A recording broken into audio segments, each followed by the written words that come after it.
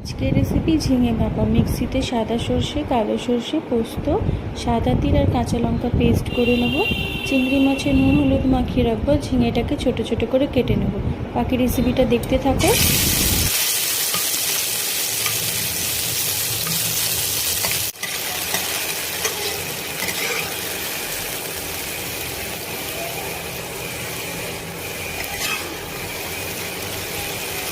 গরমের জন্য এটা একটা আদর্শ রেসিপি। অল্প তেলেই রান্নাটা করব।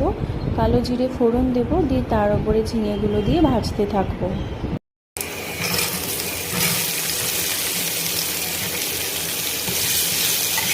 ঝিঙেটা খানিকক্ষণ ভাজার পরে নুন হলুদ গুঁড়ো মিশিয়ে খানিকক্ষণ নাড়াচাড়া করে চাপা দিয়ে দেবো।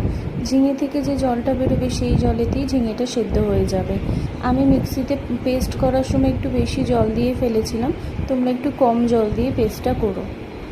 ঝিঙে ভাপার এই রেসিপিটা যেমন খুব কম তেল মশলায় হয়, তেমন খুব কম সময়েও হয়ে যায়। এই রান্নাটাতে একটু মিষ্টি দিলে খুব ভালো স্বাদ হয়। আমি সামান্য চিনি দিয়েছি, তারপরে চিংড়ি মাছগুলো দিয়ে খানিকক্ষণ নাড়াচাড়া করে চাপা দিয়ে দিয়েছি, যাতে চিংড়ি মাছের ফ্লেভারটা রান্নাটাতে চলে আসে। একটু লক্ষ্য করলেই তোমরা বুঝতে পারবে চিংড়ি মাছটাকে আমি খুব একটা লাল করে ভাজিনি।